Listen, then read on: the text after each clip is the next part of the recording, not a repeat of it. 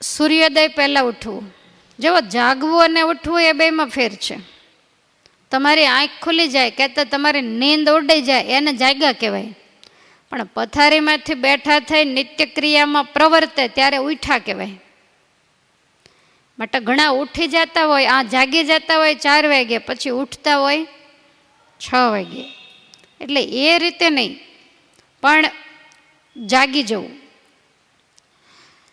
કહેતા પથારીમાંથી ઊભા થઈ અને આપણી નિત્યક્રિયાઓમાં લાગી જવું. હવે બતાવ્યું છે કે બ્રાહ્મ મુહૂર્તમાં ઉઠવું. બ્રાહ્મ મુહૂર્ત એટલે રાત્રિના પાછલા પોરે તારા અસ્ત થવાની તૈયારી હોય ત્યારથી આરંભીને બ્રાહ્મ મુહૂર્ત શરૂ થાય તો સહેજ આછું અજવાળું થાય ત્યાં સુધી બ્રાહ્મ મુહૂર્ત કહેવાય.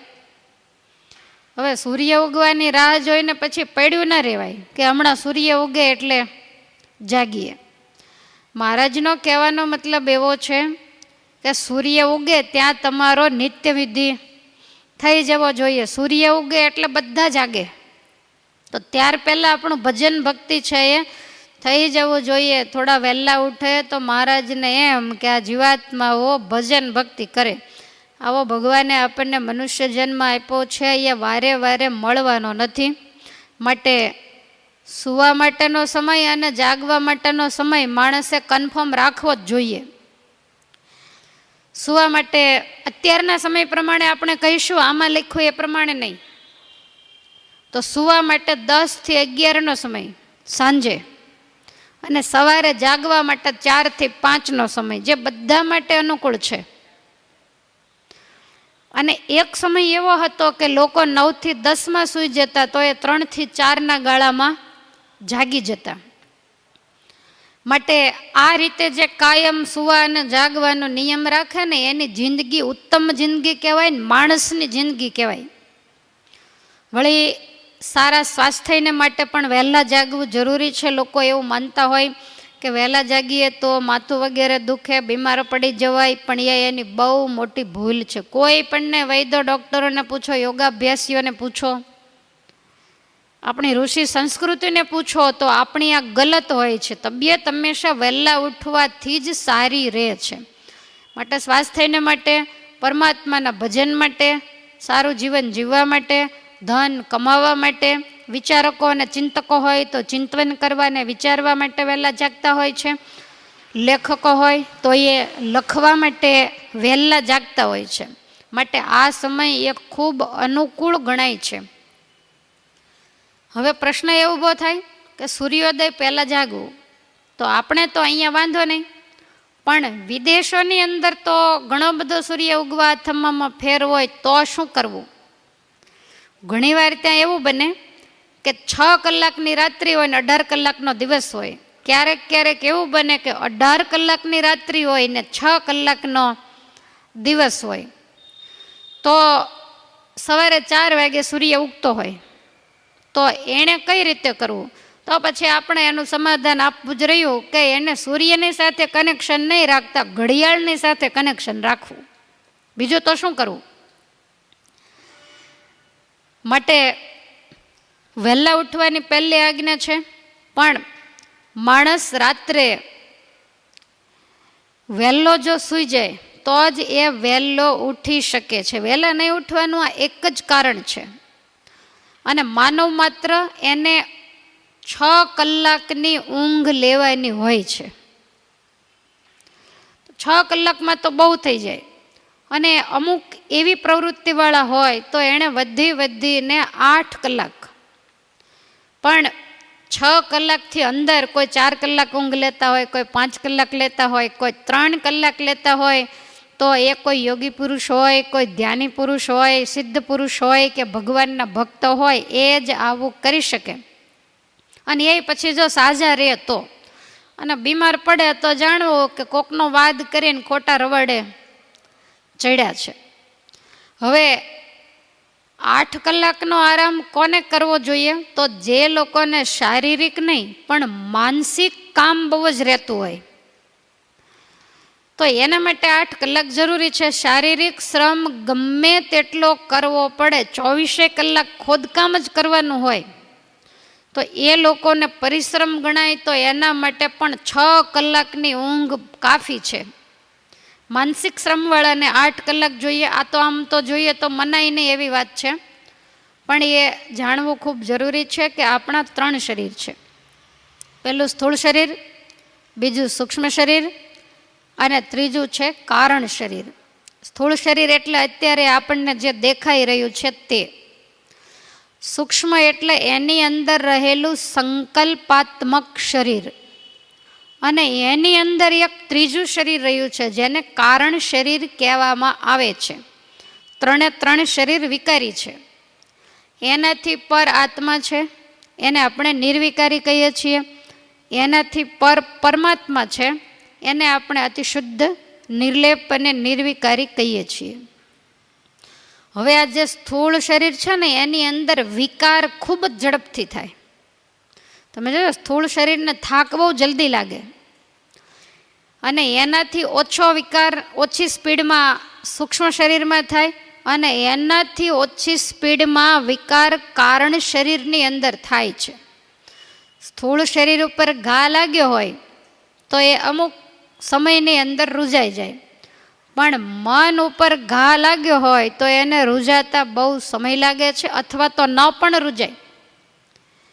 આપણે જૂના જમાનાની અંદર ગીત હતું કે કાંકરીના માર્યા કદી ન મરીએ, મેણાના માર્યા મરીએ રેલો, લાવું ગીત આવતું.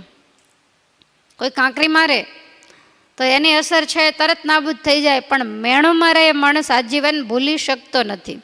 અને એનાથી આગળ જોઈએ તો કારણ શરીરની અંદર જે ઘા લાગ્યો હોય, કહેતા એનો અંદર ડંસ બેઠો હોય તો એ જતો નથી. કારણ શરીર કરતાં સૂક્ષ્મ શરીર છે એ વધારે સ્પીડમાં ફરે છે, ને એના કરતાં વધારે સ્પીડમાં ફરનારું આ સ્થૂળ શરીર છે. માટે સ્થૂળ શરીરને થાક લાગે પણ જલ્દી, તો એ જ રીતે ઉતરી પણ જલ્દી જાય. સૂક્ષ્મ શરીરને ખૂબ માનસિક વિચારો કરવામાં આવે ત્યારે થાક લાગે, એને ઉતરતા પણ વાર લાગે. અને કારણ શરીરને તો એનાથી વધારે થાક લાગતા પણ વાર લાગે અને ઉતરતા પણ વાર લાગે છે. માટે સ્થૂળ શરીરનું જ જેને પરિશ્રમ છે, મગજ એટલું બધું જેને ચલાવવાનું નથી, તો એણે ગમે એટલો પરિશ્રમ કર્યો હોય પણ 6 કલાકમાં થાક બધો જ ઉતરી જાય છે અને આરામ થઈ જાય. પણ સૂક્ષ્મ શરીરનો કહેતા મગજથી જેને પરિશ્રમ પડતો હોય તો એને 8 કલાકે આરામ થાય છે. આ તો પ્રસંગોપાત વાત આવી એટલે વિસ્તાર કર્યો. અહીંયા તો મહારાજે વહેલા ઉઠવાની જ વાત બતાવી છે કે 4 થી 5ના સમયગાળામાં ઉઠવું એ ઉત્તમ છે. 5 વાગ્યા પછી પથારીમાં પડ્યું રહેવું એ યોગ્ય નથી. બાદ કરતાં કોઈ વ્યક્તિ બીમાર હોય તો વાત જુદી છે. હવે આ આજ્ઞા કરવા પાછળનો મહારાજનો હેતુ શું છે? તો આધ્યાત્મિક દ્રષ્ટિએ અને ભૌતિક દ્રષ્ટિએ, અથવા તો આરોગ્યની દ્રષ્ટિએ, સ્વાસ્થ્યની દ્રષ્ટિએ જોઈએ, આયુષ્યની દ્રષ્ટિએ પણ જોઈએ તો આ આજ્ઞાનો અલગ અલગ પ્રકારનો હેતુ છે. ઘણા બધા હેતુ કામ કરે. જે વ્યક્તિ જે એંગલથી જોવે કે વહેલા ઉઠવાથી શું ફાયદા થાય, તો એને એની વિચારધારા પ્રમાણે અલગ અલગ લાભ દેખાય છે. દરેક ચિંતકો હોય એણે પણ વહેલા ઉઠવાના ફાયદા અલગ બતાવ્યા છે, લેખકોએ અલગ બતાવ્યા છે, યોગ કરનારા યોગી પુરુષોએ એણે પણ અલગ બતાવ્યા છે. મહારાજ આધ્યાત્મિક હેતુ ઉપર વધારે ધ્યાન આપે છે. પ્રભાતનું વાતાવરણ છે બિલકુલ શાંત હોય, વળી આહલાદક હોય, અને એની અંદર ભગવાનનું ધ્યાન, ભજન, સ્મરણ વગેરે જેવું થાય તો એવું પછી નથી થતું. ભણનારા વિદ્યાર્થી હોય તો એ રાત્રે અડધી રાત્રિ સુધી વાંચન, વહેલા ઉઠીને 1 જ કલાક અભ્યાસ કરે તો બેયનું ફળ સરખું મળે છે. એટલે એ લોકો વહેલા ઉઠીને વાંચતા હોય. લખનારા લેખકો હોય, જે સારા સારા લેખ લખતા હોય તે હંમેશા વહેલા ઉઠીને લખશે. સારી કવિતાઓ બનાવનારા કવિઓ હોય તો એને સવારમાં શાંત મગજમાં જે શબ્દો સ્ફુરે છે એવા ઘોંઘાટવાળા વાતાવરણમાં નથી સ્ફુરતા. એટલે લગભગ બધી જ જે કવિતાઓ વગેરે હોય તો એ વહેલા શાંત વાતાવરણમાં જ લખાયેલી હોય. અને યોગ સાધના કરનારા એને તો દિવસ ફાવતો જ નથી, એટલે એમણે પણ વહેલી સવારે જ યોગ સાધનાઓ કરવાની હોય છે. તો આ દરેક ક્રિયાઓમાં વહેલા જેવી સિદ્ધિ મળે એવી બીજા સમયે મળતી નથી. માટે મહારાજને એમ થયું હશે કે મારા આશ્રિતો આવો કિંમતી પ્રભાતનો સમય એને કાંઈક પથારીમાં જ ન વેડફી નાખે, એટલે આ આજ્ઞા કરી છે. વળી આખી રાત્રિ આરામ કર્યા પછી આપણું તન અને મન બેય ફ્રેશ હોય છે, એટલે એનાથી થતું કામ છે એ વધારે સિદ્ધિદાયક બને છે. ત્રીજું એ કે એ સમયે સારોએ સંસાર સૂતો હોય, કોઈ પ્રકારનો બહાર અવાજ ન હોય, ઘરમાં એકદમ શાંતિ હોય, બાળકો હોય તો એ પણ સૂતા હોય, અને તમે મોડા જાગીને પૂજા પાથરીને બેસો તો બાળકો દોડાદોડી કરતા હોય, સ્નાન કર્યું ન હોય, તમે આંખ બંધ કરીને માનસી કરવા બેસો તો તમારી વાટકીમાંથી સાકરની ગાંગડી લઈને પડખે બેઠો બેઠો કકડાવતો હોય. એ તમને માનસી પૂજામાં સંભળાય, તમને એમ થાય કે હરિકૃષ્ણ મહારાજ જમાડ્યા વગર કેમ કકડાવતા હશે, પણ એ છોકરા હોય, નાયા વગરના બધું પ્રસાદીનો કરી ગયા હોય. તો આવું કેમ થયું? તમે મોડા જાગ્યા, બાળકોના ટાઈમે જાગ્યા ત્યારે. માટે વહેલા જાગવું ખૂબ જરૂરી છે. અને ઘોંઘાટ હોય, બાળકોની આવન જાવન હોય, સંબંધીઓ સગાવાલા બધા એમને એમ ઘરમાં હરતા ફરતા હોય, ત્યારે તમને લાગે છે કે પૂજામાં સ્થિર વૃત્તિ રહે? આમ તો આપણે વહેલા ઉઠીને પૂજા કરતા હોઈએ, અમને અનુભવ છે. ક્યારેક ક્યાંક બહારગામ જવાનું થયું હોય, થોડા મોડા પહોંચ્યા હોઈએ અને થોડું અજવાળું થાય, પછી પૂજા પાથરીને બેઠા હોઈએ તો કંઈક અલગ જ લાગે, જાણે આપણે પૂજા નથી કરતા એવું જ કંઈક લાગે. પૂજા હંમેશા અંધારામાં શાંત વાતાવરણમાં થાય. સૂર્યના તેજની અંદર પૂજા એ પૂજા લાગે જ નહીં, પણ જેણે અંધારામાં પૂજાનો અનુભવ કર્યો જ નથી એને તો અજવાળામાં મજા આવે, પણ એની પૂજામાં કંઈ લેવાનું હોય પણ નહીં. માટે પ્રભાતનો જે સમય છે એ સમયે ધ્યાનમાં ધ્યાન સહેજે રહે. તમારે ભગવાનનું ધ્યાન કરવું હોય તો એમાં સહેજે સહેજે ધ્યાન રહે, કારણ કે એવો સરસ મજાનો મંદ મધુર પવન વાતો હોય એટલે વિચારો સતેજ થાય, શરીરની અંદર સ્ફૂર્તિ વગેરે આવે, અને મહારાજના આપણે અગાઉ દર્શન કર્યા હોય એને યાદ કરીએ એટલે સ્મૃતિ તાજી થાય અને મન એકદમ પ્રસન્ન બને. એવા હેતુથી સૂર્યોદય પહેલાં જાગવાની આજ્ઞા ભગવાન શ્રી હરિએ કરી છે. અને સવારમાં થતો યોગ, સવારમાં થતું ધ્યાન, ભજન, વ્યાયામ કહેતા કસરત, તો આ બધું શરીરને માટે ખૂબ ફાયદાકારક છે. પણ આવો અણમોલ સમય અને આટલા બધા ફાયદાઓ એ આજનો માણસ ઊંઘવામાં જ બગાડી નાખે છે. રાત્રે ટીવી, મોબાઈલ, ઇન્ટરનેટ એમાં 12-1 વગાડે અને પછી જાગતા જાગતા 7-8 વગાડે. તો આને જિંદગી જીવતા આવડ્યું ન કહેવાય. ભગવાને માનવ બનાવ્યા પણ છતાંય પશુ પક્ષી જેવું જીવતાય ના આવડ્યું. પક્ષી સાંજે સંધ્યા ઢળતા માળે જાય પછી એ ચૂંકારો નહીં કરે, અને એ સવારે અજવાળું થાય ત્યારે જ બોલે, અને માણસ તો અડધી રાતે બકવાસ કરતો હોય.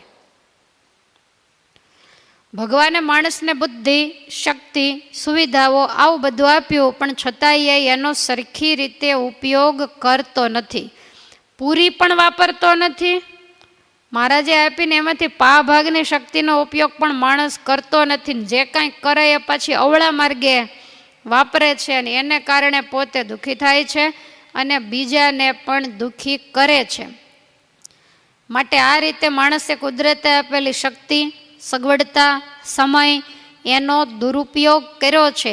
ખરેખર પરમાત્માની આપેલી જિંદગીને જાણવી અને માણવી હોય તો કુદરતના ક્રમમાં રહેવું બહુ જરૂરી છે. આ તો મહારાજે આપણને દયા કરીને શિક્ષાપત્રી આપી છે, એને સમજશું, જીવનમાં ઉતારશું તો સુખી થશું. કારણ કે જમે એની ભૂખ જાય, તાપે એની ટાઢ જાય, પીવે એની તરસ જાય, અને એસીના રૂમમાં બેસે તો એની ગરમી જાય. આ તો બધું સ્વાભાવિક છે. કરે એને થાય, જે કરે એ ભરે, બાકીનાને કરવું નથી, એને કોઈ ફાયદો નથી. અને એ વાત પણ યાદ રાખવી કે જેમ ઓછું સૂવાથી નુકસાન થાય, આપણે આગળ બતાવ્યું, એમ વધારે સૂવાથી પણ શરીરમાં નુકસાન થાય છે. આળસ, તંદ્રા વગેરે વધે, શરીર વધે અને એની સામે રોગો પણ વધતા જાય. માનસિક અને શારીરિક બીમારી વધારે ઊંઘ કરવાથી પણ જરૂર આવે છે. અને માણસના જે શરીર વધે છે ને, એ ખોરાકથી નથી વધતા, એટલા ઊંઘથી વધે છે. તમે બરોબર જમીન બરાબર ઊંઘ કરો એટલે શરીરની અંદર ચરબી છે એ ઉપયોગમાં ન આવે, ખોરાકમાંથી મળતો જે શક્તિ એ વપરાય નહીં, એટલે પછી ચરબીમાં કન્વર્ટ થાય અને શરીર વધતા હોય છે. તો આજકાલ આ બધી આજ્ઞાઓ લોપાય છે. પછી શરીર વધે એટલે સવારમાં ઉઠી અને મોઢું ધોયા વિના ઊભી બજારે આંટા મારવા દોડવા નીકળે. પણ નાહી ધોઈ પૂજાપાઠ કરી વહેલા જાગી, મંદિર 1-2 કિલોમીટર દૂર હોય તો ચાલીને દર્શન કરવા જાઓ તો રોડે દોડવાની ક્યાં જરૂરત છે.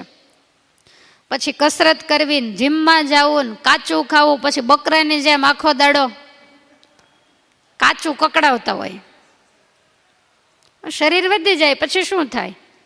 અને બધી ઈષ્ટવાળી, ફૂલેલી, જે તે એવી જ વસ્તુઓ, આથાવાળી એવી જ વધારે ખાવાના ઉપયોગમાં આવે છે, જે આપણા શરીરને શક્તિ નથી આપતું પણ ખોટી રીતે ફૂલાવતું હોય છે.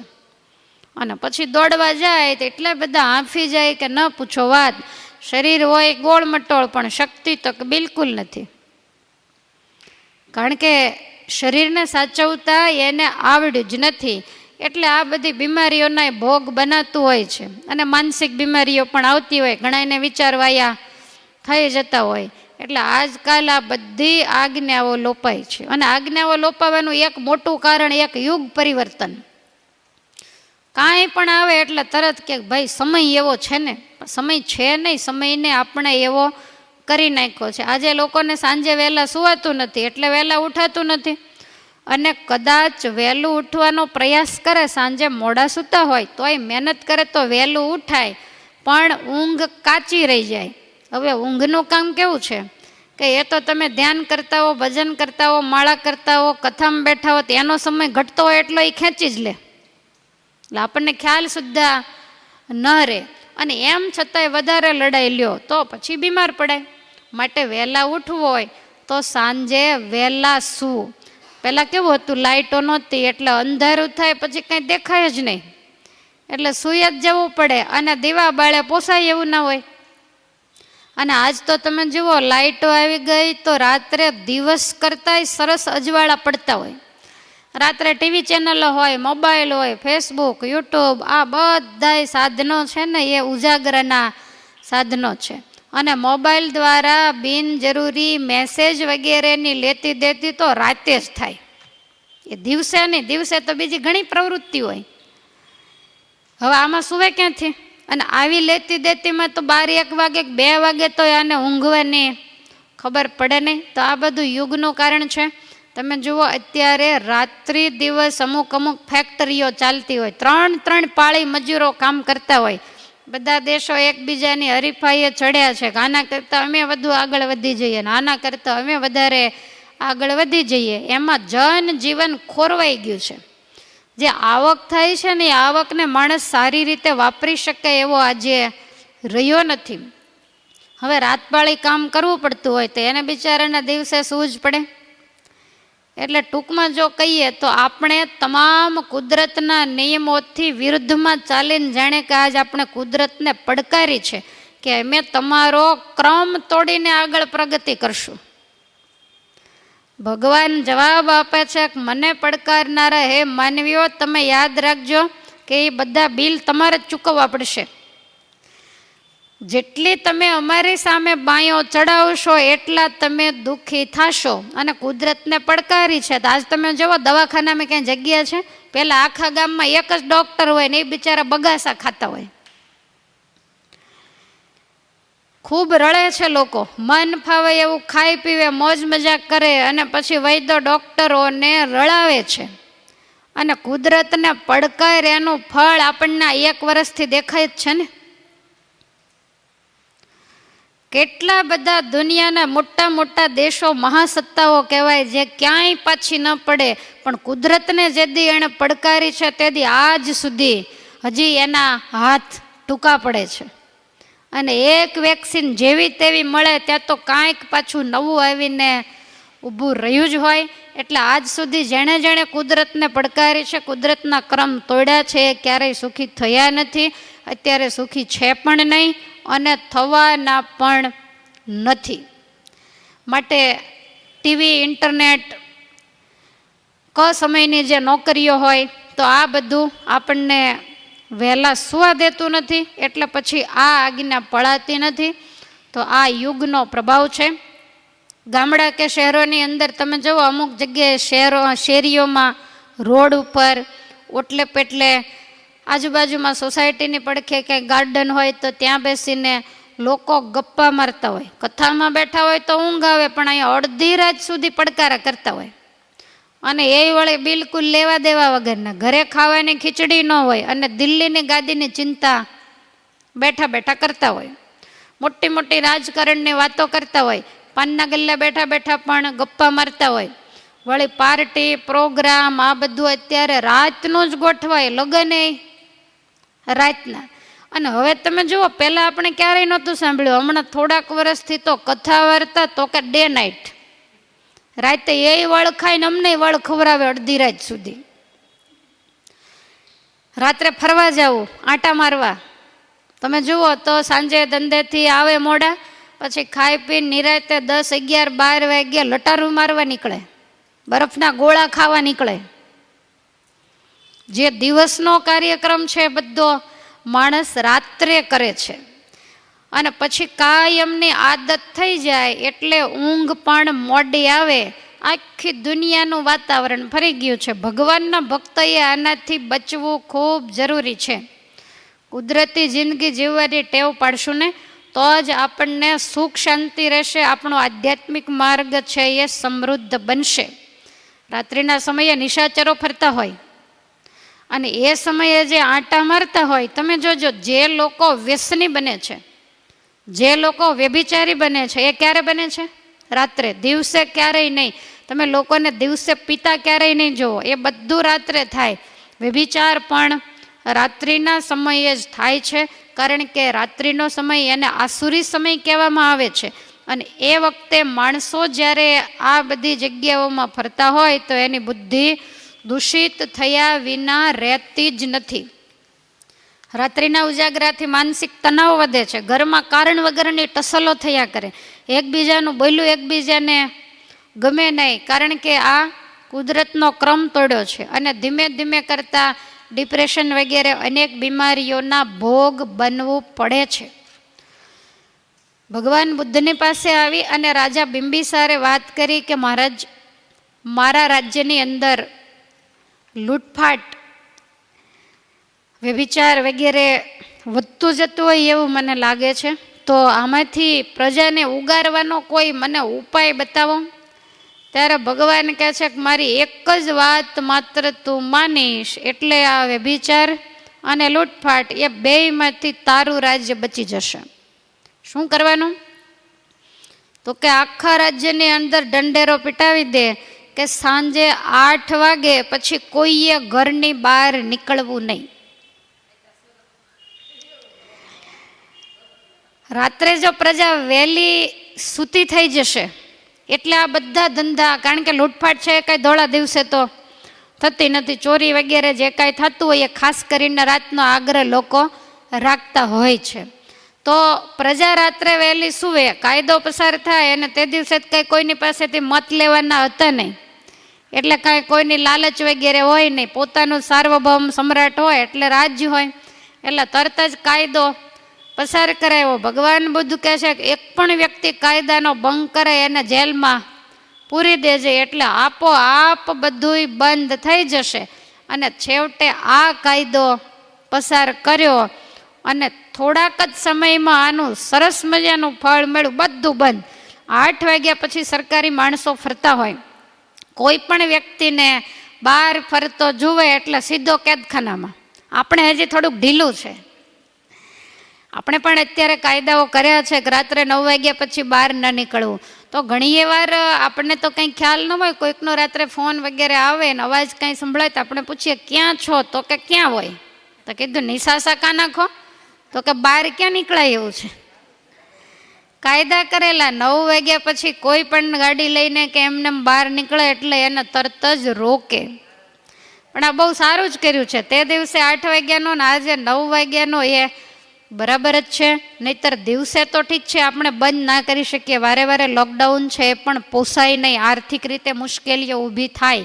પણ રાત્રિએ અકારણ જે લોકો ભેગા થઈ અને મહેફિલો માણતા હોય છે, ખાવા પીવાના પ્રોગ્રામો કરતા હોય છે, ઘરેથી જમીને જ આવ્યા હોય તો એ રાતે 12 વાગે પાછા શેરીઓમાં ભજીયા તળવા બેસી ગયા હોય. એટલે આ બધું છે એ ધીમે ધીમે બંધ થાય. રાત્રિનું રખડવાનું, ખોટું આંટા મારવાના, આ બધું બંધ થાય અને માણસ વહેલો સૂઈ જાય તો કોરોના એની મેળે જોવા ને કંટ્રોલમાં આવવા માંડ્યો છે. પણ આ શારીરિક તણાવોને કારણે માણસ દિવસે પણ આખો દિવસ ફ્રી હોય, બધું બંધ હતું એટલે, અને પછી આખી રાત આંટા મારે અને દિવસે જાગતા. એટલે આ કાયદો જે પસાર થયો છે એ ખૂબ સારું છે.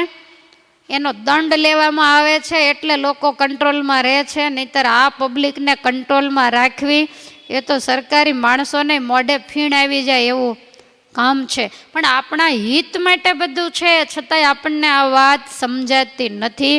અને આ કાયદો છે એ દરેક પોતાની માથે નથી લેતા, જનરલ સમજીને જતું કરે છે. તો જે રીતે રાજા બિંબિસારના રાજ્યમાં શાંતિ થઈ એવી જ શાંતિ આપણા દેશની અંદર પણ થઈ જાય જો ઋષિ સંસ્કૃતિના નિયમોનું આપણે અનુકરણ કરતા થઈ જઈએ તો. ઘણા એવું કહેતા હોય કે અમને રાત્રે 9 વાગ્યામાં કે 10 વાગ્યામાં ઊંઘ નથી આવતી, પણ એ વાત ખોટી છે. પથારીમાં પડો, આંખો બંધ રાખો, બોલવાનું બંધ, અવાજ ના આવતો હોય, વધીને 5 મિનિટ, 10 મિનિટ, 15 મિનિટ, અડધો કલાકે તો 100% ચાલુ કથામાં ઊંઘી જતા હોય અને પથારીમાં ઊંઘ ન આવે, વાતમાં શું માલ છે? પણ ટેવ પાડીએ તો એવું થાય.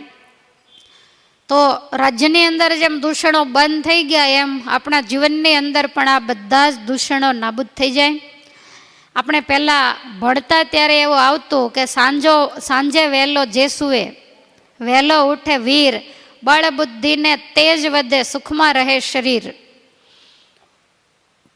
સાંજે વહેલો જે સૂઈ જાય તો પછી વહેલો ઉઠે વીર, અને વહેલા ઉઠે એને વીર કીધા, મોડા ઉઠે એ નમાલા કહેવાય. અને વહેલા સૂવે ને વહેલા ઉઠે એટલે બળ વધે, બુદ્ધિ વધે, તેજ વધે અને ધન પણ વધે. એમને એમ 10-10, 11-11 વાગ્યા સુધી સૂવી રહે અને ધન ક્યાંથી વધે કયો જોઈએ? વિદેશોની અંદર 5 વાગ્યામાં ચાના કપ કારમાં લઈને જાય, કાર ચલાવતા જાય અને ચા પીતા જાય. 5-5 વાગ્યામાં ગાડીઓ દોડતી હોય. કેમ? તો કે 6 વાગે તો ફેક્ટરીમાં હાજર થઈ જવાનું હોય, કલાકના ગાડીમાં રન હોય. એટલે વહેલા ઉઠી અને જાય ત્યારે ધન વધે. એમને એમ પડ્યા પડકાની જેમ 10 વાગ્યા સુધી પથારીમાં વળખાય, ધન ક્યાંથી વધે? શનિ રવિમાં એ લોકો કદાચ ઊંઘ કાઢતા હોય એ વાત આખી જુદી છે, પણ વહેલા ઉઠીને કામ કરે તો જ ધન વધે, કહેતા સમૃદ્ધિ વધે. આળસુની પાસે લક્ષ્મીજી ક્યારેય પણ આવતા નથી. આમ આ આજ્ઞા નાની હોવા છતાંય પણ એની પાછળ બહુ મોટો ફાયદો છે. આ આજ્ઞાને બ્રહ્માનંદ સ્વામીએ એ રીતે બતાવી છે કે દિન ઉગ્યા પહેલું રે કે જાગવું હરિજનને, કરવું ધ્યાન કૃષ્ણનું રે કે રાખવું સ્થિર મનને. દિન ઉગ્યા પહેલું રે કે જાગવું હરિજનને. દિવસ ઉગ્યા પહેલાં ભગવાનના ભક્તએ જાગી જવું. પછી શું કરવું? તો કરવું ધ્યાન કૃષ્ણનું અને રાખવું સ્થિર મનને. વહેલા ઉઠી અને ભગવાનનું ધ્યાન કરવું. સત્સંગ જીવનમાં બીજા પ્રકરણનો 7મો અધ્યાય જેને નારાયણ ગીતા કહેવામાં આવે છે, એના બીજા અને ત્રીજા શ્લોકમાં મહારાજે આ વાત બતાવી છે કે બ્રાહ્મ મુહૂર્તે ઉત્થાય નિશાયા પ્રહરે અંતિમે મદિયૈ કીર્તનિયાની હરેર નામાની નિત્યદા તદ ભક્તાનામ ચ નામાની કીર્તનિયાની તૈ સચ અવ્યગ્ર માનસેર દેયો મુહૂર્તમ વૈકનાડિકામ. અમારા જે આશ્રિત હોય એણે બ્રાહ્મ મુહૂર્તમાં એટલે કે રાત્રિના છેલ્લા પહોરની અંદર ઉઠી જવું, ભગવાનનું નામ સંકીર્તન કરવું, એના જે ભક્તો હોય મુક્તો હોય તો એના નામ પણ સવારમાં યાદ કરવા અને થોડીવાર પથારીમાં બેસીને પરમાત્માનું ધ્યાન કરવું. વળી શતાનંદ સ્વામી સ્મૃતિ રત્નાવલીનું પ્રમાણ આપે છે કે બ્રાહ્મ મુહૂર્તે યા નિદ્રા સા પુણ્યક્ષયકારિણી તામ કરોતી દ્વિજો મોહાત પાદકૃચ્છેણ શુદ્ધ્યતિ. બ્રાહ્મ મુહૂર્તમાં નિદ્રાનો ત્યાગ કરવો, નહીતર આપણા પહેલાંના જે પુણ્ય હોય એ બધા એનો નાશ થઈ જાય છે. અને મોહથી જે નિદ્રા કરે તો એને એની શુદ્ધિ માટે પાદકૃચ્છ નામનું વ્રત કરવું પડે. લ્યો, ઊંઘ ઉડી જાય, જાણી જોઈને સૂઈ રહે, આળસ પ્રમાદ કર્યા કરે. અને અત્યારે તો ઠંડી હોય એટલે બહુ મજા આવે. ઊંઘ ન આવે તો એમ થાય ગરમ ગરમ હૂંફમાં જાણે પડ્યા જ રહીએ. તો આળસ બિલકુલ કરવી નહીં. મુક્તાનંદ સ્વામી પણ આપણને બતાવે છે કે રાત રહે પાછલી 4 ઘટિકા તૈયે સંતને શયન તજી ભજન કરવું.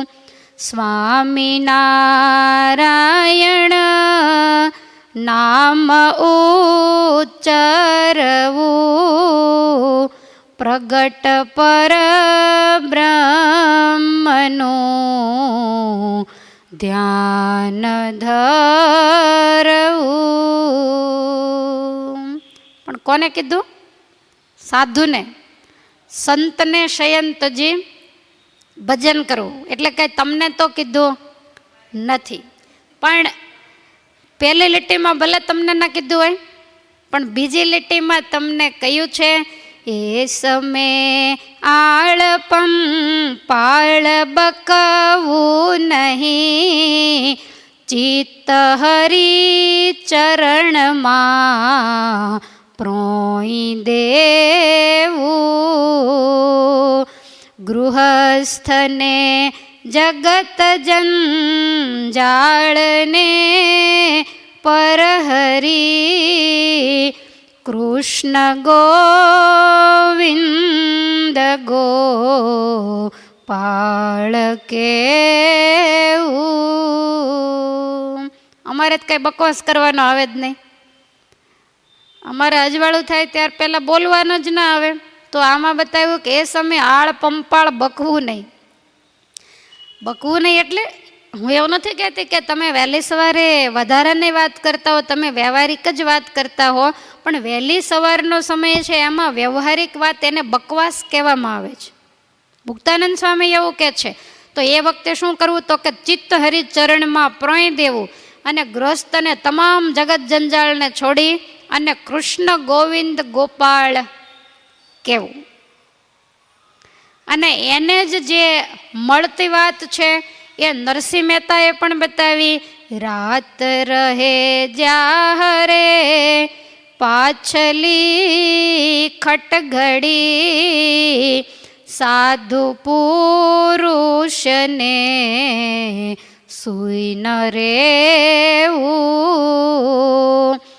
નિદ્રાને પરહરી સમરવા શ્રી હરિ,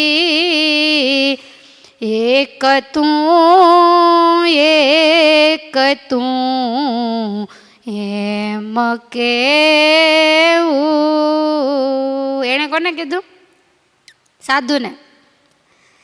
પાછલી 4 ઘડી રાત જ્યારે રહે ત્યારે સાધુએ સૂઈ ના રહેવું, એણે જાગી જવું, નિદ્રાને પરહરી અને પરમાત્માનું સ્મરણ કરવું.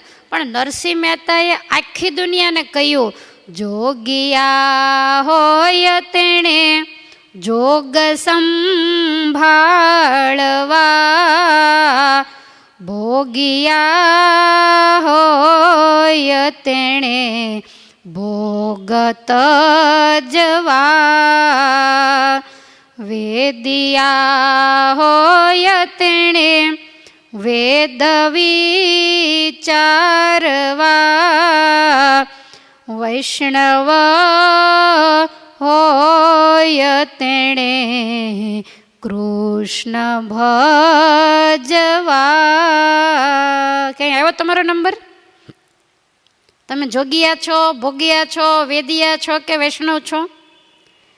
વૈષ્ણવ છો. તો એમણે વહેલી સવારે ઉઠી અને પરમાત્માનું ભજન કરવું. ખાલી વહેલા ઉઠવાની અને સૂવાની એક જ ટેવ પડી જાય તો અનેક કુટેવો અને અનેક કુલક્ષણો એનાથી માણસ બચી જાય.